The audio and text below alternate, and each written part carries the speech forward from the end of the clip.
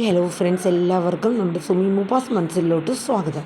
അപ്പം നമ്മുടെ ഇന്നത്തെ കാറ്റത്തെ കിളിക്കൂടിൻ്റെ ഒരു പുതിയ വിശേഷം എന്തൊക്കെയാണെന്ന് അറിഞ്ഞാലോ. നമ്മൾ കഴിഞ്ഞ ദിവസം നെക്സ്റ്റ് വീക്ക് പ്രൊമോ ഇട്ടിട്ടുണ്ടായിരുന്നു. എന്നാലും ഇന്നത്തെ ഫുൾ വിശേഷം നമുക്കൊന്ന് കേൾക്കാം. എല്ലാവർക്കും നല്ലൊരു ശുഭദിനം പറഞ്ഞുകൊണ്ട് തന്നെ കാറ്റത്തെ കിളിക്കൂടിൻ്റെ ഇന്നത്തെ ഫുൾ വിശേഷത്തിലോട്ട് പോകാം. അപ്പോൾ നമ്മുടെ വീഡിയോസൊക്കെ നിങ്ങൾ കാണുന്നതിനോടൊപ്പം തന്നെ ലൈക്ക് അടിക്കാനും നമ്മുടെ ചാനൽ ആദ്യമായിട്ടാണ് വരുന്നതെങ്കിൽ ഒന്ന് സബ്സ്ക്രൈബ് ചെയ്യാനും കൂടെ ഒന്ന് ശ്രമിക്കണേ. അപ്പോൾ നമ്മുടെ നിധിയും നമ്മുടെ നികേഷും കൂടെ ഓഫീസിൽ പോകാനായിട്ട് നികേഷ് കോളേജിൽ പോകാനായിട്ട് വീട്ടിൽ നിന്ന് ഇറങ്ങുകയാണ്. അപ്പോൾ അവർ റോഡിൽ കൂടെ ബസ് സ്റ്റോപ്പിലോട്ട് എത്തുന്നവരെ റോഡിൽ കൂടെ സംസാരിച്ച് തമാശകളൊക്കെ പറഞ്ഞ് ഇങ്ങനെ വന്നുകൊണ്ടിരിക്കുന്ന സമയത്താണ് നമ്മുടെ നീതുവിൻ്റെ അഖിലും ഒന്ന് രണ്ട് കൂട്ടുകാരും കൂടെ അവിടെ ചായയൊക്കെ കുടിച്ചുകൊണ്ട് ആ കവലയിൽ നിൽക്കുകയാണ്. അപ്പോൾ നമ്മുടെ നികേഷിനെയും നിധിയും കണ്ടപ്പോൾ അഖിലിന് മനസ്സിലായി. അങ്ങനെ അഖിൽ പതുക്കെ കൂട്ടുകാരുടെ അടുത്ത് പറഞ്ഞിട്ട് പതുക്കെ അവരുടെ അടുത്തോട്ട് വരികയാണ്. വന്നു കഴിഞ്ഞ് തടഞ്ഞു നിർത്തുകയാണ്. അപ്പോൾ നികേഷ് ചോദിച്ചു, എന്തിനാ റോഡിൻ്റെ നടുക്ക് കയറി നിൽക്കണത്, മാറി നിൽക്കാൻ പറയാം. അപ്പം ഇല്ലെങ്കിൽ നീ എന്ത് ചെയ്യണമെന്ന് അഖിൽ ചോദിക്കുകയാണ്. അതായത് ഒന്ന് ഏറ്റുമുട്ടാൻ എന്ന വിധേന തന്നെ നമ്മുടെ അഖിൽ നിൽക്കുകയാണ്. കാര്യം വേറൊന്നുമില്ല, നമ്മുടെ നിധിയെ ഒന്ന് വാരണം. കാരണം വേറൊന്നുമല്ല, നമ്മുടെ നിധി കഴിഞ്ഞ ദിവസം നമ്മുടെ അഖിലിൻ്റെ അച്ഛനും അമ്മയും വീട്ടിൽ വന്നപ്പോൾ ഈ പറഞ്ഞല്ലോ 5 ആണുങ്ങളുള്ള വീട്ടിൽ നീ ഒറ്റയെടുത്ത് നിൽക്കണു എന്നൊക്കെ പറഞ്ഞ് അവർ കുറേ ഇതാക്കിയല്ലോ. ആ സമയത്ത് സ്വന്തം താലി എടുത്ത് കാണിച്ചിട്ട് ഈ പറഞ്ഞ ആണുങ്ങളുടെ വീട്ടിൽ തന്നെയാണ് ഞാൻ നിൽക്കണത്, എനിക്ക് ഇന്നേ വരെ ഒരു കുഴപ്പമുണ്ടായിട്ടില്ല എന്നൊക്കെ പറഞ്ഞ് നിധി നന്നായിട്ട് വാദിച്ചിട്ടുണ്ടായിരുന്നു. അപ്പോൾ നീ വലിയ വാക്സാമർത്ഥ്യക്കാരിയാണെന്നൊക്കെ ഞാൻ അറിഞ്ഞൂല്ലോടി. നീ അല്ലാണ്ട് ഈ ലോകത്തൊരു പെണ്ണുങ്ങൾ ഈ ഒരു വീട്ടിൽ ഇത്രയും ഭാസ്കരൻ എന്ന് പറയണ ഇവൻ്റെയൊക്കെ തന്തപ്പടി ഭയങ്കര നാഷണൽ പെർമിറ്റ് ഒക്കെ ഉള്ള ഡ്രൈവറാണ്, വലിയ കേടിയാണ്. ഒരുത്തനെ കുത്തിക്കൊന്ന് ജയിലിൽ കിടന്നവൻ. പിന്നെ വേറെ കുറേ നാക്കിരി അവനെ പോലെയുള്ള കുറേ പീക്കിരികളുണ്ട്, ഗുണ്ട എന്നാണ് പറയപ്പെടുന്നത് എന്നൊക്കെ പറഞ്ഞിട്ട് അവരുടെ കുടുംബത്തെ മൊത്തത്തിൽ ഇൻസൾട്ട് ചെയ്യണം. അപ്പം നികേഷ് ഇതൊക്കെ കേട്ടിട്ട് നീ മര്യാദയ്ക്ക് നീ സംസാരിച്ചോണം, നീ നോക്കിയും കണ്ട് സംസാരിച്ചോണം എന്ന രീതിയിലൊക്കെ ഇവർ പറയണം കേട്ടോ. അപ്പം അങ്ങനെ നികേഷിനെ ഏൽപ്പിക്കുന്ന രീതിയിലൊക്കെ പറയുന്നുണ്ട്. എന്നിട്ട് നിധിയുടെ നേരെ അഖിൽ തിരിച്ചിട്ട്, റെഡി നിന്നെ പോലെയുള്ളവളുമാരൊക്കെ നിൽക്കുള്ളൂ, പക്ഷേ എൻ്റെ പെങ്ങളെ കിട്ടില്ല. ഇതുപോലെയുള്ള ഒരു വീട്ടിൽ, ഈ ആണുങ്ങൾ മാത്രമുള്ള വീട്ടിൽ എൻ്റെ പെങ്ങളെ ഞാൻ വിടില്ല. ഒരു 80 വയസ്സായ ഒരു മുത്തശ്ശി പോലും ആ വീട്ടിൽ നിൽക്കാൻ മടിക്കൂടി. അങ്ങനത്തെ കുടുംബത്തിനെ കുറിച്ചാണ് ഇനിയും വലിയ വാഴ്ത്തപ്പെടുന്നത്. അതെ, എൻ്റെ വീട്ടുകാർ എങ്ങനത്തെ ആൾക്കാരാണെന്നും അവിടെ താമസിക്കുന്ന പെണ്ണായ എനിക്കുള്ളതിനെക്കാട്ടിലും വിവരമൊന്നും നിനക്കില്ലല്ലോ എന്ന് പറഞ്ഞു. അപ്പോഴേക്കും നാട്ടുകാർ പറയുന്നുണ്ട്, എൻ്റെ വിവരം നീ നോക്കണ്ടെന്ന് അഖിലും പറയാം. നാട്ടുകാർ പറയണത് വിശ്വസിച്ചുകൊണ്ട് നീ ഇരുന്നോ.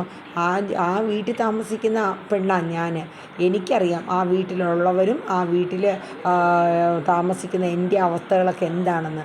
അതിപ്പോൾ നിന്നെ ബോധിപ്പിക്കേണ്ട കാര്യം എനിക്കില്ല എന്നൊക്കെ ഇങ്ങനെ അഖിലിൻ്റെ അടുത്ത് എതിർത്ത് പറഞ്ഞു കേട്ടോ. അപ്പോഴേക്കും അത് ശരിയാ, എന്തായാലും നീ അവിടെ കിടന്ന് വരവാൻ എൻ്റെ പെങ്ങളെ ഞാൻ വിടില്ല.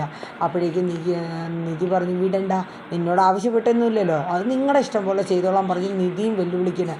അവസാനം നിധി അവൻ മോശമായിട്ട് എന്നെ പറയുകയാണ്, നീ അല്ലാണ്ട് വേറൊരു പെണ്ണും ഈ ലോകത്ത് ഇങ്ങനെ കിടക്കൂലടി, നീ ആ ഒരു തരത്തിലായത് കൊണ്ടാണ് ഈ കിടക്കണേന്നൊക്കെ പറഞ്ഞ്.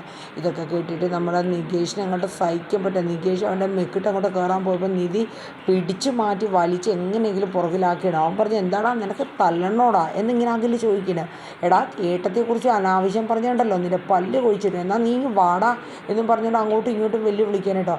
ഒടുവിൽ എങ്ങനെയൊക്കെയോ നിധി നല്ല ഡയലോഗും അടിച്ചിട്ട് നികേഷിനെ അവിടെ നിന്ന് വലിച്ച് ചുറ്റിച്ച് കൊണ്ടുപോവുകയാണ്. കാരണം അവിടെ നിന്ന് അവർ ഇത്രയും പേരുണ്ട്, നികേഷിനെ തല്ലി കഴിഞ്ഞാൽ ഒരു തല്ല് നികേഷിന് കൊടുക്കാൻ പറ്റുമായിരിക്കും അഖിലിനിട്ട്, പക്ഷേ പിന്നെ അവരുടെ തല്ല് മൊത്തം നമ്മുടെ നികേഷ് കൊള്ളേണ്ടിയും വരും. അപ്പോൾ നിധി എങ്ങനെയെങ്കിലും പിടിച്ച് വലിച്ച് കൊണ്ടുവരണം. ഈ ഉമ്മാരുടെ അടുത്ത് സംസാരിക്കാൻ നിനക്ക് നാണയല്ലേ നികേഷ്, ചെളി ചവിട്ടി അവനവൻ്റെ കാല് തന്നെ ചെളി നാറും, അല്ലാണ്ട് നമുക്കല്ല എന്ന് പറഞ്ഞിട്ട് നിധി നികേഷിനെ വലിച്ച് കൊണ്ടുപോവാണ്. ഏട്ടത്തി എന്നെ വിടാവോ, അവനിട്ട് രണ്ടും കൊടുത്തിട്ടാണ് വന്നെങ്കിൽ കുഴപ്പമില്ല, ഞാനിവിടെ ആണെന്ന് പറഞ്ഞ് നടന്നിട്ട് എന്ത് കാര്യം എന്ന രീതിയിലൊക്കെ ഇങ്ങനെ പറയുന്നു കേട്ടോ. നിധി പറഞ്ഞു, അതെ, നീ സമയവും സന്ദർഭം അനുസരിച്ച് വേണം നികേഷ് സംസാരിക്കേണ്ടത്. ഇപ്പം നീ ഒറ്റയ്ക്കേ ഉള്ളൂ, നിന്നെ അവരെടുത്തിട്ട് പെരുമാറും.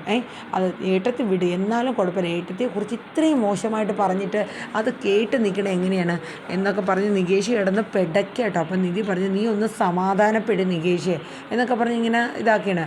ആ സമയത്ത് നമ്മുടെ നിധി പറഞ്ഞു, അതെ നീ ഒന്ന് സമാധാനപ്പെടും. അപ്പം നികേഷ് പറഞ്ഞു, ചേച്ചി നിധിയേട്ടത്തി എന്തൊക്കെ പറഞ്ഞിരുന്നാലും ശരി, ഞാൻ ഞാനിത് സുധീഷേട്ടനോട് പറഞ്ഞിരിക്കും. സുധീഷേട്ടൻ അറിഞ്ഞാണ്ടല്ലോ പിന്നെ അവൻ ആ കാലും ആ കൈ കൊണ്ടും അവൻ എണീറ്റ് നിൽക്കില്ല എന്ന് പറഞ്ഞു.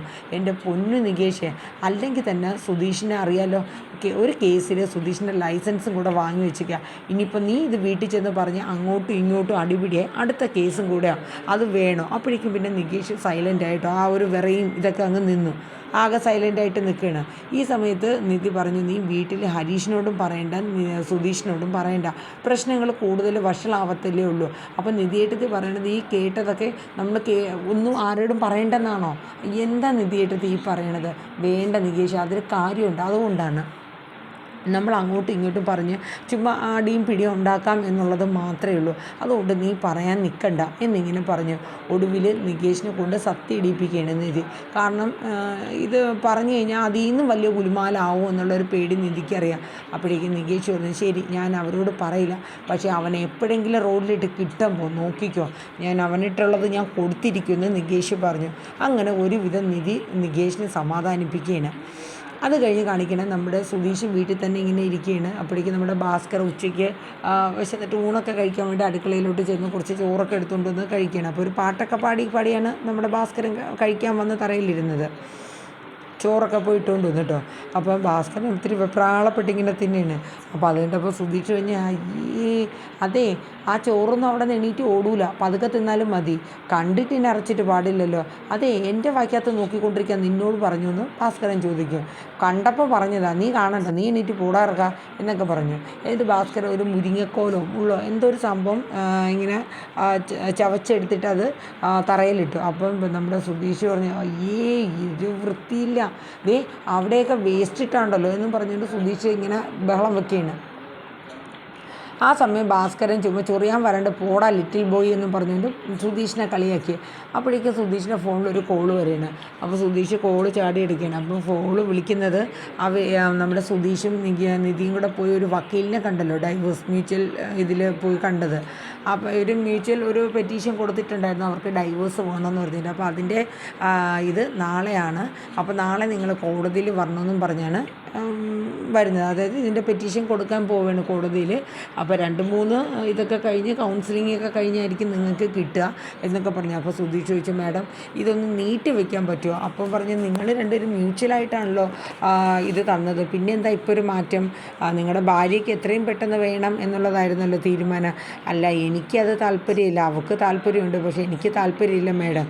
ആഹാ ഇങ്ങനെയൊക്കെയാണ്, ഒരു കാര്യം ചെയ്യും, നിങ്ങൾ തീരുമാനം എടുത്തിട്ട് എന്നെ വിളിച്ച് അറിയിക്കുക എന്നിങ്ങനെ ആ വക്കീൽ പറയണം. അപ്പോൾ ശരി മാഡം, ഞാൻ എന്തായാലും പറയാം, കാരണം ഇതൊന്ന് നീട്ടിവെക്കൽ പറ്റണ കാര്യമൊന്നുമല്ല, നിങ്ങൾ മ്യൂച്വലായിട്ട് തന്നെയാണ് കേസ് ഫയൽ ചെയ്യാൻ പറഞ്ഞത്, അതുകൊണ്ടാണ് നാളെ കേസ് ഫയൽ ചെയ്യാമെന്ന് വെച്ച് ഞാൻ വിചാരിച്ചത്. അപ്പോൾ ആ കേസ് ഫയൽ ചെയ്യണമെങ്കിൽ നിങ്ങളൊരു തീരുമാനം എടുത്തിട്ട് എന്നെ വിളിച്ചു പറയാനായിട്ട് ആ മാഡം പറയാണ്. സുധീഷ് ഓക്കെ പറഞ്ഞിട്ട് സുധീഷ് ആലോചിച്ചു എന്താ ചെയ്യുക എന്നൊക്കെ പറഞ്ഞു. ഈ സമയം നമ്മുടെ ഭാസ്കരൻ ചോറൊക്കെ തിന്ന് എഴുന്നേറ്റിട്ട് ആ മുരിയക്കോലോട്ടൊന്ന് സുധീഷ് ഇരുന്ന ടേബിളിൻ്റെ പുറത്ത് വെച്ച് കൊടുക്കാൻ കേട്ടോ. സുധീഷിന് പ്രാന്ത് പിടിച്ചിട്ട് പാടില്ലായിരുന്നു. സുധീഷ് അവിടെ നിന്ന് നേരെ ഇറങ്ങി നേരെ സുഭാഷിൻ്റെ വർക്ക് സൈറ്റിൽ പോവാണ്. അങ്ങനെ അവിടെ ചെന്നപ്പോൾ സുഭാഷ് ചോദിച്ചു, എന്ത് പറ്റിയടാ, എന്താ ഇങ്ങനെ ഇരിക്കണേ? അല്ല സുഭാഷ് ചേട്ടാ, ഇന്ന് ആ വക്കീൽ വിളിച്ചിട്ടുണ്ടായിരുന്നു, നമ്മൾ ആ ഡൈവേഴ്സിന് കൊടുത്തിട്ടില്ലേ, അപ്പോൾ അതിന് നാളെയാണ് കേസ് ഫയൽ ചെയ്യണത്, അപ്പോൾ നാളെ ചെല്ലണമെന്ന് പറഞ്ഞു. അയ്യോ അപ്പോൾ എന്താ ചെയ്യണേടാ എന്നൊക്കെ പറഞ്ഞു. ഞാൻ സംസാരിച്ച് നോക്കട്ടെ എന്ന് സുഭാഷ് ചോദിക്കണം. ആരെടുത്ത്? നിധിയുടെ അടുത്ത്. അപ്പം നമ്മുടെ സുധീഷ് പറഞ്ഞു, സുഭാഷ് ചേട്ടാ സംസാരിച്ചിട്ടൊന്നും കാര്യമില്ല, എൻ്റെ ഒരു ഐഡിയ പറയട്ടെ സുധീഷ് ചേട്ടാ, ഇന്ന് വരെ ഞാൻ അവളോട് എൻ്റെ സ്നേഹം ഞാൻ തുറന്നു പറഞ്ഞിട്ടില്ല. ഞാൻ അവളെ ഒരു ഭാര്യയായിട്ടാണ് അന്ന് മുതൽ ഇന്ന് വരെയും കാണുന്നത് എന്നുള്ള കാര്യമൊക്കെ പറയാം. കാരണം ഡൈവേഴ്സായി കഴിഞ്ഞിട്ട് നിധി അറിയുമ്പോൾ നിധി ചോദിക്കില്ല അന്ന് എന്തുകൊണ്ട് സുധീഷ് ഇതൊന്നും പറഞ്ഞില്ല എന്നുള്ളത്. അതുകൊണ്ട് ഞാൻ പറയാമെന്ന് എന്നെ തീരുമാനിച്ച് സുഭാഷ് ചേട്ടാന്ന് പറഞ്ഞു. ഐഡിയ കുഴപ്പമൊന്നുമില്ല, നിൻ്റെ നുണക്കഥകളൊന്നും പറയാണ്ട് നിൻ്റെ മനസ്സിലുള്ള ഒറിജിനലായിട്ടുള്ള കാര്യങ്ങൾ നിധിയോട് പറയാമെന്ന് പറയണം. എന്തായാലും എന്നെ അനുഗ്രഹിച്ച് വിട്ട് സുഭാഷ് ചേട്ടാന്ന് പറഞ്ഞ് സുഭാഷിനെ കെട്ടിപ്പിടിച്ച് ഉമ്മയൊക്കെ കൊടുത്തിട്ടാണ് നമ്മുടെ സുധീഷ് നേരെ നിധിയുടെ ഓഫീസിൽ വൈകിട്ട് പോകണം. അപ്പോൾ ഒരു ടാക്സിയൊക്കെ പിടിച്ചിട്ടാണ് നമ്മുടെ സുധീഷ് പോകുന്നത് കേട്ടോ. അങ്ങനെ അവിടെ ചെന്ന് നിധി പുറത്തോട്ട് ഇറങ്ങിയപ്പോഴേക്കും അവർ സിദ്ധാർത്ഥൻ എന്ന് പറഞ്ഞ സാറ് പോയിട്ട് വരണം. അപ്പോൾ നിധി കാറിൽ നിന്ന് ഇറങ്ങിയിട്ട് നിധിയുടെ അടുത്ത് ചോദിക്കും, അല്ല നിധി ഞാൻ പോകുന്ന വഴിക്കല്ലേ, നിധി വേണമെങ്കിൽ വാ ഞാൻ ഡ്രോപ്പ് ചെയ്യാം. അപ്പോൾ ദിവ്യയും കൂടെ ഉണ്ടായിരുന്നു. അപ്പോൾ ദിവ്യ ചോദിച്ചു, അല്ല സാറേ ഞങ്ങൾക്കൊന്നും ലിഫ്റ്റ് ഇല്ലേ? എടോ ഞാൻ ആ വഴി പോകുന്നുണ്ട്, നിധിയുടെ വീട് അവിടെയാണല്ലോ, അതുകൊണ്ട് ചോദിച്ചതാന്ന് പറയും. ആ സമയത്ത് സുധീഷ് ഇതൊക്കെ നിന്ന് വാച്ച് ചെയ്യുന്നുണ്ട് കേട്ടോ. അല്ലെങ്കിൽ തന്നെ സുധീഷിനെ കണ്ടുകൂടെ അവന്, സിദ്ധാർത്ഥിനെ. സുധീഷ് അപ്പോഴേക്കും ഓടി ചെന്ന് ആ നിധി എന്ന് പറഞ്ഞു. അപ്പോഴേക്കും സിദ്ധാർത്ഥ ഇത് നിധിയുടെ കസിനല്ലേ, വലിയച്ഛൻ്റെ മോൻ. ഓക്കെ എന്തേ ഇവിടെ? അപ്പോൾ നിധിയെ കൊണ്ടുപോകാൻ വന്നതെന്ന് പറഞ്ഞു. അപ്പോൾ നിധി പെട്ടെന്ന് സുധീഷിനെ നോക്കണം, പെട്ടെന്ന് ഇത് എവിടെ നിന്ന് പുറപ്പെട്ട് വന്നു എന്നുള്ള രീതിയിൽ. ആ സമയത്ത് നമ്മുടെ സിദ്ധാർത്ഥ പറയാം, ഇതാ കസിൻ ബ്രദറല്ലേ, പെങ്ങളെ കൊണ്ടുപോകാൻ വേണ്ടി വന്നിരിക്കുക. അപ്പോഴേക്കും സുധീഷ് പറഞ്ഞു, പെങ്ങൾ ഒന്ന് പോടാൻ മറ്റവനെ, പെങ്ങൾ എൻ്റെ കെട്ടിയോളാടാ എന്നുള്ള രീതിയിൽ പല്ലും കടിച്ച് ഇങ്ങനെ പറയണം കേട്ടോ. ഓക്കെ എന്നാൽ നിങ്ങൾ പോയിക്കോളൂ എന്ന് പറഞ്ഞിട്ട് സിദ്ധാർത്ഥ പതുക്കെ പോയി. സിദ്ധാർത്ഥ ചുമ്മാ നിധിയുടെ മുമ്പിൽ ഒരു ന്യൂട്രൽ നമ്പറൊക്കെ ഇട്ട് പതുക്കെ വരുന്നുണ്ട്. എന്താണ് ഉള്ളിലിരിപ്പെന്നുള്ള കാര്യമൊന്നും നമുക്കറിയില്ല, അതൊക്കെ നമുക്ക് വഴിയെ തന്നെ മനസ്സിലാക്കാം. അപ്പോൾ എന്തായാലും ദിവ്യ നമ്മുടെ സുധീഷുമായിട്ട് സംസാരിക്കുകയാണ്. അപ്പോൾ എന്തേ വന്നത്? അപ്പോൾ ഇല്ല, നിധിയെ കൊണ്ടുപോകാൻ, ദിവ്യ വരുന്നെങ്കിൽ വന്ന് ഡ്രോപ്പ് ചെയ്തിട്ട് പോവാം. ഇല്ല ഞാൻ പൊക്കോളാം എന്ന് പറഞ്ഞിട്ട് ദിവ്യ പോകും. അപ്പോഴേക്കും നിധി ചോദിക്കും, അല്ല സുധീഷ് ഇതെന്ത് പെട്ടെന്ന് ഇവിടെ? അതെ ഞാൻ നിധീനെ കൂട്ടിക്കൊണ്ട് പോകാൻ വേണ്ടി ടാക്സിയൊക്കെ പിടിച്ച് വന്ന്. എന്തു പറ്റി?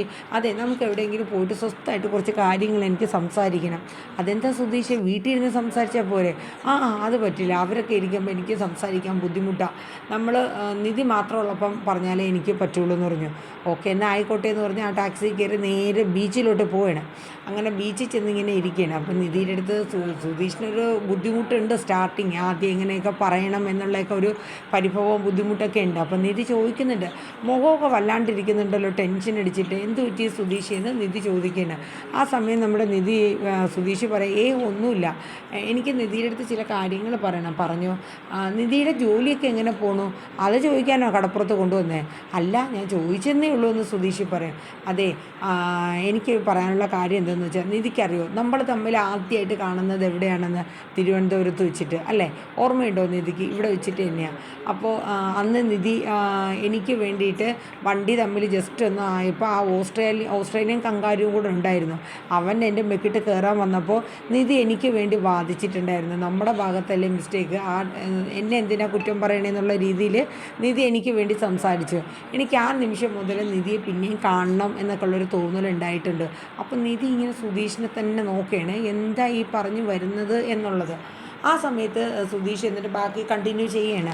അതായത് പിന്നെ ഞാൻ ആഗ്രഹിച്ചു നിധീനെ ഒരിക്കൽ കൂടി കാണണമെന്ന്. ദൈവം അന്ന് മുതൽ എൻ്റെ കൂടെയായിരുന്നു ആ കാര്യത്തിലേക്ക്. എനിക്ക് നിധിയുടെ വീട്ടിൽ തന്നെ ഡ്രൈവറായിട്ട് വരാൻ പറ്റി. പിന്നെ പല സന്ദർഭങ്ങളിൽ നമുക്ക് സംസാരിക്കാൻ പറ്റി. ആ സമയത്ത് നിധിക്ക് ഈ കങ്കാരുവിൻ്റെ കല്യാണം മുടക്കണം, പിന്നെയുള്ള കാര്യങ്ങളൊക്കെ നിധിക്കറിയാലോ. അപ്പോൾ അന്ന് മുതൽ എൻ്റെ ജീവിതത്തിൽ ഞാൻ നിധിയെ, അന്ന് മുതൽ ഇന്ന് വരെ നിധിയെ എൻ്റെ ഭാര്യയായിട്ടാണ് ഞാൻ കാണുന്നത് എന്നൊക്കെ പറഞ്ഞു കേട്ടോ.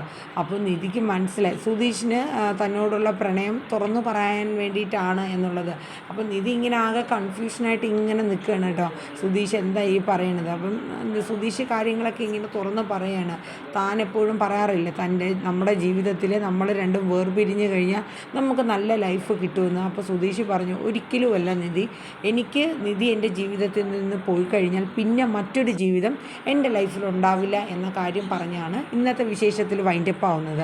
അപ്പോൾ എന്തായാലും നമുക്ക് നോക്കാം നമ്മുടെ കാറ്റത്തെ കിളിക്കൂടിൻ്റെ ഇനി നാളെ വരുന്ന വിശേഷങ്ങൾ എന്തൊക്കെയാണ്. ഇതൊക്കെ സ്വപ്നമാണോ അതോ ഒറിജിനലാണോ എന്നൊക്കെ ഇനി കണ്ട് തന്നെ അറിയാം. ഇനിയിപ്പോൾ ഇത് അറിഞ്ഞു കഴിയുമ്പോൾ നിധിയുടെ റിയാക്റ്റ് എങ്ങനെയായിരിക്കും എന്നുള്ളതൊക്കെ അടുത്ത പുതിയ വിശേഷത്തിലായിട്ട് നമുക്ക് കാണാം. അപ്പോൾ എല്ലാവർക്കും നല്ലൊരു ശുഭദിനം പറഞ്ഞുകൊണ്ട് തന്നെ കാറ്റത്തെ കിളിക്കൂടിൻ്റെ ഇന്നത്തെ ഫുൾ വിശേഷം വൈൻഡപ്പ് ചെയ്യാണ്. ടാറ്റാ.